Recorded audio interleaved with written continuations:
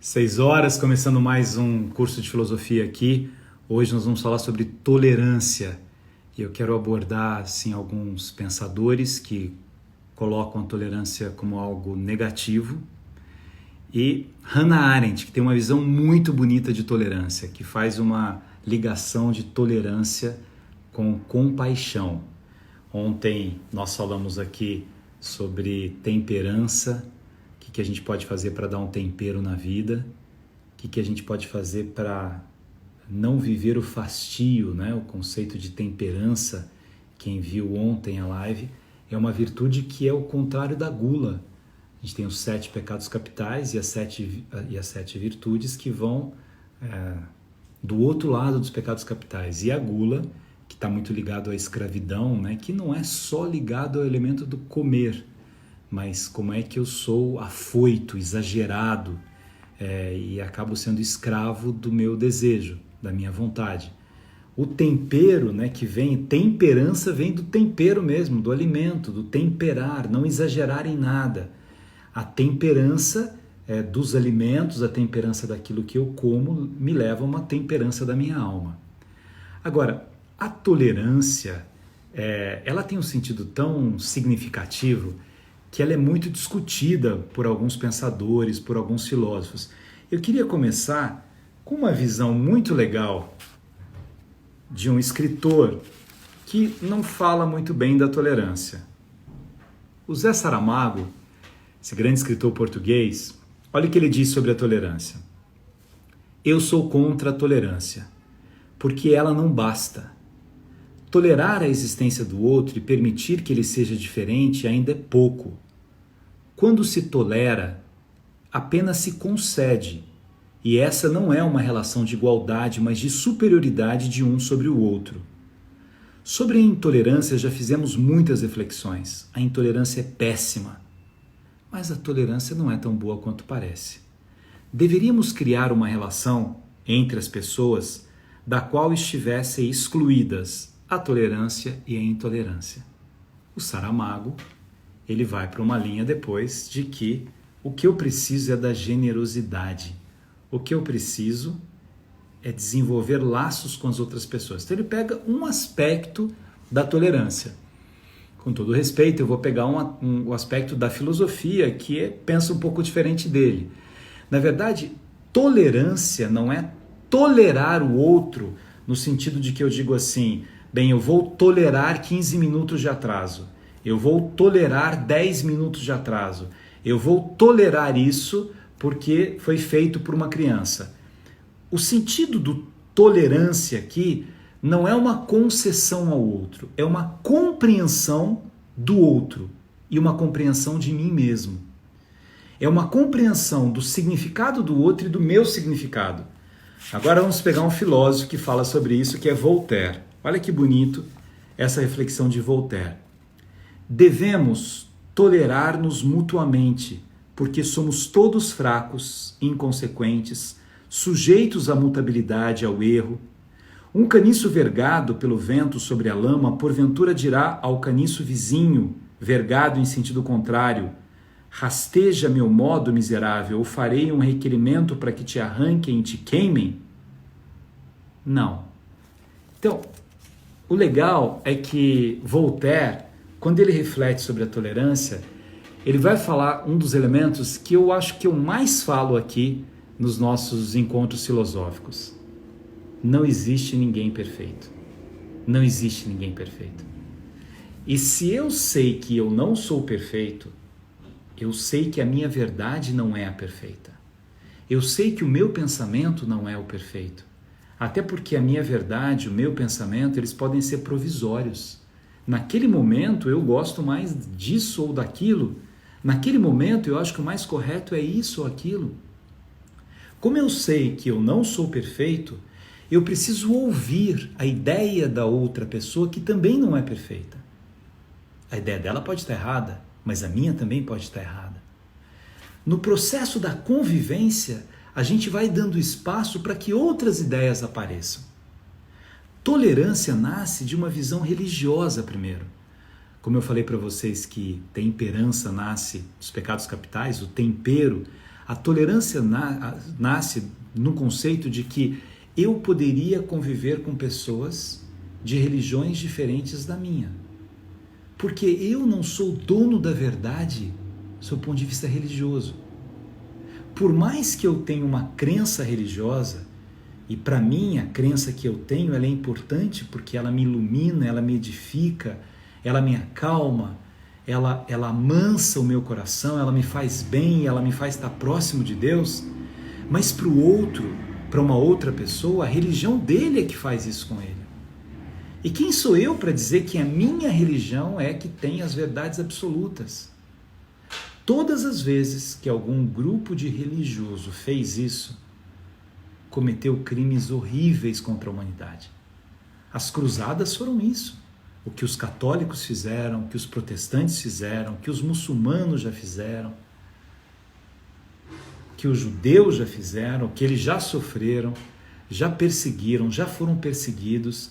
Então, eu preciso ter uma compreensão de que eu não sou o dono da verdade. Eu não sou perfeito. Eu não posso escravizar o mundo a partir do meu olhar. Há uma questão importante aqui no respeito da tolerância na dimensão política, ideológica. Todas as vezes que a gente tem uma ideia só prevalecendo, a gente tem uma coisa muito ruim chamada de totalitarismo. Totalitarismo é um conceito político ou um conceito de negação da política que nasce da intolerância. O que é um totalitarismo, né? Só a minha ideia que vale. Eu sei qual é a ideia correta. O conceito de tolerância e intolerância já teve lá em Montesquieu. Vocês já ouviram falar nesse nome? Montesquieu. Montesquieu é aquele que desenvolveu, ele não inventou, desenvolveu um conceito da tripartição de poderes. Precisa ter um poder judiciário, um poder legislativo, um poder executivo. Por que isso? Para a gente dividir o poder. Muito poder na mão de uma pessoa só não é uma coisa boa. Muito poder na mão de alguém, ele pode fazer um uso incorreto desse poder. Agora, num conceito democrático, eu preciso tolerar as visões diferentes da minha politicamente. Nós estamos vivendo um momento que você coloca alguma coisa, às vezes, nas redes sociais, ou que você dá uma opinião política, e aí vem os intolerantes e buscam elementos de verdades absolutas para justificar as opções que eles têm. E a política, ela não é fundada em verdades absolutas, a política é dinâmica. E seria bom que as pessoas que gostam desse ou daquele, que são desse partido ou daquele partido, conversassem, sem ódio, sem jogar pedra um no outro, mas compreendendo visões de mundo diferente, pensamentos diferentes. Quando eu não admito participar desse processo, eu faço um reducionismo da vida política. Eu acabo destruindo a beleza da política que vem de polis, de cidade, de cuidar da cidade, que se dava na ágora grega, onde as pessoas iam, debatendo, discutindo, com visões diferentes, com olhares diferentes, em benefício daquela cidade. O tolerante não é que... vamos entender aqui o Saramago, né? Não quero falar mal do Saramago, mas quando ele coloca aqui do tolerante, é que a palavra tolerante, às vezes, ela pode me levar para essa interpretação. Não, eu tolero você, não gosto de você, mas eu tolero você. Eu não concordo com você, mas eu tolero com você. Não é esse o sentido filosófico. Nesse sentido ele tem razão, é ruim mesmo, não é tolerar o outro.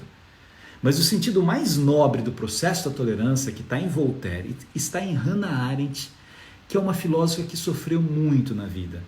Ela era judia, nasceu na Alemanha, ela foi perseguida pelo nazismo, ela teve que sair da Alemanha, foi para a França primeiro, depois ela teve um protetor lá que foi Walter Benjamin, que era um outro pensador, que com medo de ser capturado na fronteira com a Espanha se matou, era o grande protetor dela.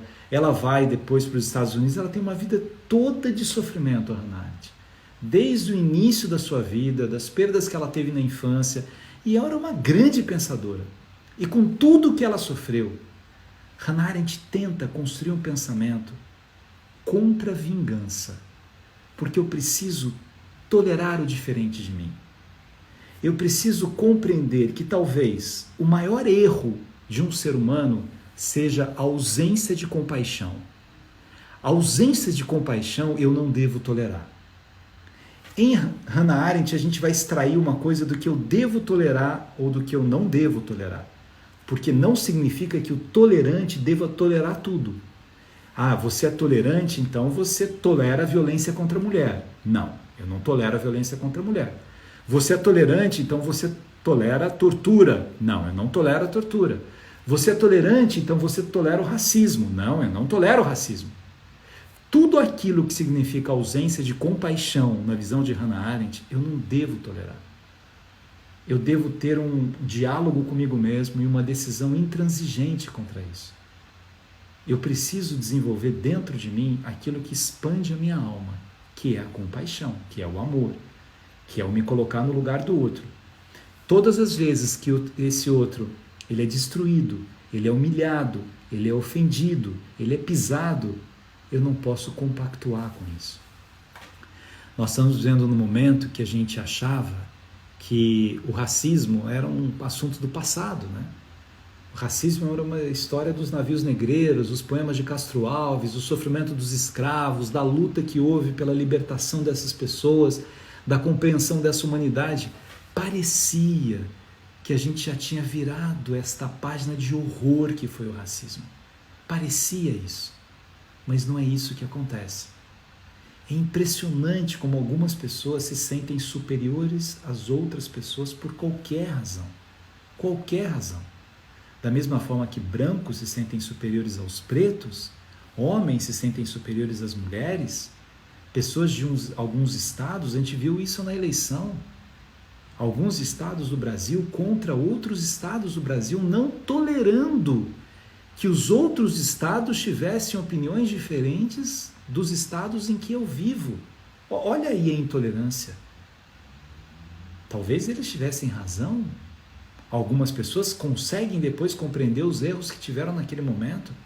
Mas quem sou eu para achar que o estado em que eu nasci tem gente mais competente do que o estado em que o outro nasceu? Que história é essa? Quem sou eu para achar que há mais dignidade em alguém que tem uma cor de pele diferente da pele do outro? Que história é essa? Voltemos aqui a Voltaire. Na compreensão da nossa infabilidade de pensamento, de ideias, de valores, eu preciso beber dessa riqueza da diversidade. É rico saber que, de repente, eu sou católico, para mim faz bem participar da Igreja Católica, fui seminarista, mas eu tenho um amigo budista, eu tenho um amigo judeu, eu tenho um amigo evangélico. E muitas vezes eu troco ideias de pensamentos. O Papa Francisco, um dos melhores amigos dele, é judeu. Aí o Papa, não, desculpa, vocês que mataram Cristo, não quero saber de vocês. Não, o Papa vai aprender com ele vai aprender com o Papa. A tolerância abre a minha mente, a intolerância fecha a minha mente. A tolerância me coloca o pensamento do outro como um pensamento necessário para aprimorar o meu pensamento. Pode ser que depois de uma longa conversa com alguém de uma outra religião, eu continue achando que nesse aspecto, aquilo que eu pensava continua correto, ou não. Hoje, antes aqui, eu participei de uma live em que a gente estava discutindo o pensamento medieval, Santo Agostinho e São Tomás de Aquino, né? E foi muito interessante que teve ali um doutor, né, em patrística, colocando o pensamento dele, e eu discordei um pouco, né, da maneira com que ele vê Tomás de Aquino, né, ele vê Santo Agostinho muito mais afetivo, muito mais apaixonado, e Tomás de Aquino só racional, né? E eu fui numa linha, eu falei assim, talvez eu não tenha lido, não tenha tido a mesma leitura que você teve sobre Tomás de Aquino, mas para mim ele é o diálogo da razão com a emoção por causa do... Enfim, mas foi uma conversa tão legal. O que significa isso? Eu fiquei ouvindo os argumentos dele porque talvez eu estudei São Tomás em algumas obras que ele estudou de uma maneira diferente, ele viu de uma outra forma. Agora, então, tolerar a presença dele, falando sobre filósofos que eu gosto tanto, não significa suportar a presença dele, significa agradecer por ele estar presente. Compreender que a presença dele enriquece aquilo que eu acredito em termos filosóficos. tolerar, né? Não, esse meu amigo é evangélico e eu tenho tolerância com ele. Não significa que eu estou tolerando no sentido negativo da palavra. Significa que bom que eu tenho um amigo que vai me ensinar um pensamento que eu não conheço tanto. E a partir da compreensão dele, talvez eu tenha uma outra compreensão do pensamento que eu tenho. Uma outra compreensão de mundo. Aí alguém que é mais à esquerda na política vai conversar com alguém que é mais à direita, alguém que é mais social-democrata, vai conversar com alguém que é mais liberal, que é mais... E nessas conversas vão surgir ideias incríveis. Porque, minha gente, nós somos seres racionais, a gente tem inteligência. Quando você xinga o outro e se mostra intolerante, você deu descarga na sua inteligência. Você não está usando a sua inteligência. Você está usando a sua agressividade, a sua impulsividade, não a sua inteligência. A sua inteligência te leva a ouvir o argumento inteiro do outro, o pensamento inteiro do outro. Eu não vou fechar um livro de alguém que num determinado momento colocou uma coisa diferente de mim, por causa disso eu não quero ouvir mais.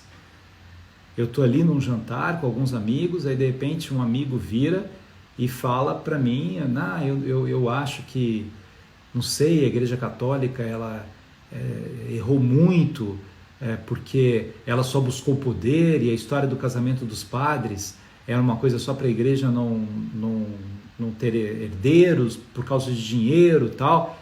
Se uma pessoa fala isso numa conversa comigo, primeiro que para mim é muito interessante entender o que levou essa pessoa a ter esse tipo de visão, de argumento. E se eu tenho vontade de conquistar esta pessoa, né? Se eu tenho vontade de seduzir, no sentido nobre da palavra, ajudá-la a ter uma outra visão sobre a Igreja Católica, se eu estou ali conversando sobre isso, o mais legal é fazer perguntas sobre isso, né? É mesmo? Então você acha que a história do celibato, da pureza, é só financeira? Não, é só financeira, tal. Então os monges budistas também era uma questão financeira, né? Porque ali também havia essa negação da sexualidade naqueles que queriam uma elevação maior. Eu não tinha pensado, não, a pessoa já vai dizer, no budismo tem isso também. Eu falei, então tem, né? No judaísmo, se a gente pegar no judaísmo pós-mosaico, o sumo sacerdote também não tinha uma... você já começa a mostrar para a pessoa, se ela for tolerante, outras ideias diferentes das ideias que ela estava tendo. Ajuda essa pessoa, inclusive, a ter uma visão mais ampliada. Às vezes eu estou vendo parcialmente. E nós vemos as coisas parcialmente. Vocês estão me vendo assim. Vocês não estão me vendo as costas. Vocês não estão vendo se eu estou de calça, se eu estou de bermuda. Vocês estão me vendo parcialmente. Eu estou vendo alguém dar uma palestra, eu estou vendo a pessoa de frente. Eu não vejo uma lateral, não vejo a lateral. Você está vendo um violão, você tem olhares para ele. Mas quantas formas tem de olhar um violão, de ver alguém tocar o violão? Então, eu não tenho toda a verdade sobre o violão. Eu não tenho toda a verdade sobre a pessoa que eu estou vendo. Eu não tenho condições de compreender a outra pessoa. Então, quem sou eu para ser o dono dessa verdade? Que sentido tem isso? Quero pegar uma outra frase aqui com vocês, de um dos homens que mais marcou a história pela tolerância, que é o Gandhi. Gandhi foi um grande líder da tolerância. A lei de ouro do comportamento é a tolerância mútua, já que nunca pensaremos todos da mesma maneira, já que nunca veremos senão uma parte da verdade e sob ângulos diversos. Nós não conseguiremos nunca ter a verdade inteira das coisas, mesmo quando nós estamos participando daquele momento. Eu estava ali naquele jogo de futebol, quando teve aquela briga, então, mas você estava de um lado da torcida que você viu esse pedaço da briga. Ele estava do outro lado, então ele teve uma visão diferente da visão que você teve daquela briga. O outro estava vendo em casa e pela televisão teve uma visão diferente. Quem tem a verdade total? Quem tem a verdade total? Eu fico tão... Como seria a palavra? Não é decepcionado... É quase que um entristecimento quando eu vejo as pessoas brigando com coisas que não tem o menor sentido. Amigos brigando por política, né? Pessoas nas redes sociais, assim, você coloca uma reflexão, às vezes, que não... E aí a pessoa acha que você está querendo atacar a pessoa que ela considera como um mito, como não sei o que. Espera um pouco, né? Não endeuse as pessoas. Aliás, a gente falou que a tolerância nasce de discussões religiosas. Eu fico muito preocupado como as pessoas usam o nome de Deus desconectados com o conceito de Deus. Não dá para usar o nome de Deus para xingar alguém. Não dá para usar o nome de Deus para defender a morte de alguém. Pega a figura de Jesus. Com quem ele teve preconceito? Ele só xingou os religiosos, inclusive, porque eram hipócritas. Mas a gente vive um momento em que tudo as pessoas usam Deus. Sabe por quê? Porque é uma forma de totalitarismo. Como você sabe que a maior parte das pessoas acredita em Deus, então ela sai falando de Deus, estou fazendo isso em nome de Deus, estou fazendo não sei o quê, e aí justifica os absurdos que ela faz em nome de Deus. Não tem muito sentido. Acho que política com religião, por exemplo, a igreja chegou à conclusão que é um aspecto muito complexo isso. Por isso, a importância de um Estado laico. Um Estado laico não é um Estado contra a religião, antirreligioso, mas que respeita o fato das pessoas pensarem de uma maneira diferente. Eu sei que às vezes em que eu fui candidato, por exemplo, né, eu tive muito apoio de pessoas religiosas e de educadores, né? Ganhei uma eleição muito bonita para vereador, para deputado, mas eu tinha uma preocupação enorme de jamais utilizar um momento de oração para isso, de ter essa compreensão de que quando você vai para um templo, é um elemento oracional. Você pode ir, os políticos podem ir, podem estar lá, mas um padre obrigar as pessoas a votarem nesse ou naquele, um pastor obrigar as pessoas a votarem nesse ou naquele, ou falarem que Deus mandou você votar naquelas pessoas, é um reducionismo de Deus. E é um reducionismo do valor do sagrado, da beleza da relação com o sagrado. A gente não deve usar o nome de Deus em vão, né? Você deve ter uma relação bonita com Deus, mas não justificar os seus erros por Deus, nem os erros dos outros. Deus está acima disso tudo. Aliás, Deus está acima das religiões, de todas as religiões. Deus é a plena perfeição. É um erro você fazer esse reducionismo, obrigar as pessoas. E a pior maneira de obrigar alguém a fazer parte dessa ou daquela religião é obrigando você. Olha como é que os cristãos cresciam no passado. Leiam Atos dos Apóstolos, que lindo, né? Como eles tinham tudo em comum, eles partilhavam o pão, eles conquistavam mais e mais adeptos pelo amor. Olha como eles se amam. E exatamente pelo amor que eles queriam fazer parte daquela religião, não pelo ódio. Muitas pessoas fizeram e fazem parte de religiões baseadas em ódio. Mas do que eu conheço dos documentos sagrados das religiões monoteístas, né, do judaísmo, do islamismo, do cristianismo, né, do catolicismo, das religiões indo-europeias, né, do hinduísmo, do budismo, não tem nos textos religiosos indicações de violência. Não tem isso, tem indicações de amor, de relação com Deus. Ah, mas no Antigo Testamento tinha umas coisas que a pessoa... A gente precisa interpretar os textos sagrados na compreensão do momento em que eles foram escritos, né? E para o cristão, quando você olha o Antigo Testamento, Jesus diz, eu vim para trazer a nova aliança. E essa aliança cristã é uma aliança da tolerância. Ou dessa palavra que a Hannah Arendt gosta de usar, que é compaixão. Que é me colocar no lugar do outro, que é não ser tolerante com nada que venha destruir o outro. Então eu tenho um limite para essa tolerância, para esse respeito àquilo que o outro faz.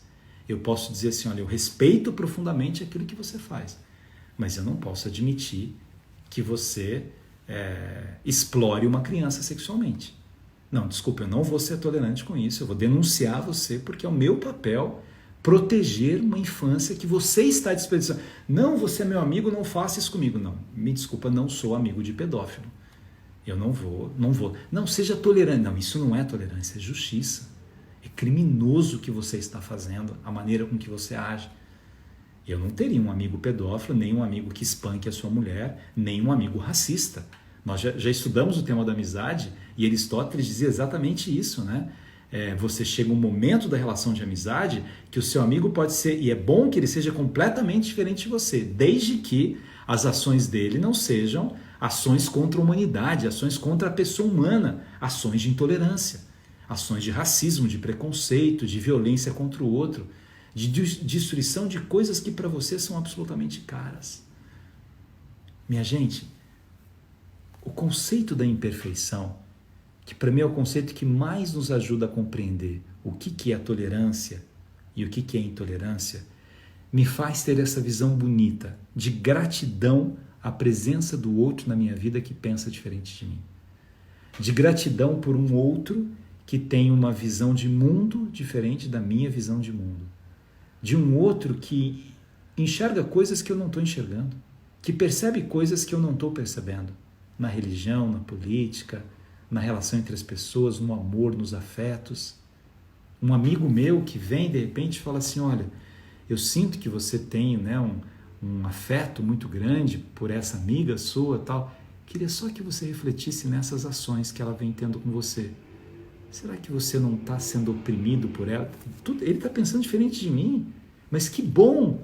Eu estou tolerando o que ele está dizendo, não como uma coisa ruim, mas como uma coisa boa que vai meio que ampliar a minha visão.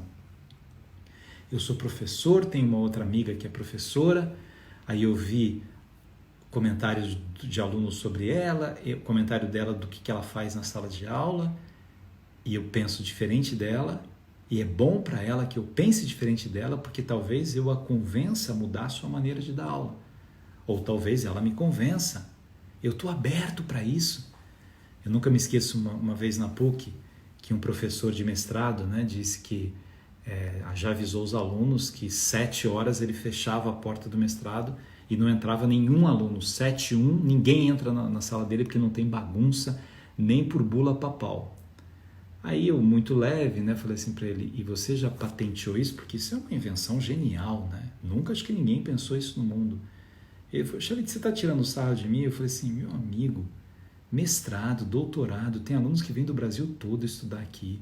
Atrasou um avião, teve um problema. Que diferença faz se entrou 1 minuto, 2 minutos? Qual é a função pedagógica desse radicalismo que você está tendo? Vejam, são visões diferentes. Pode ser que ele tivesse certo e eu errado.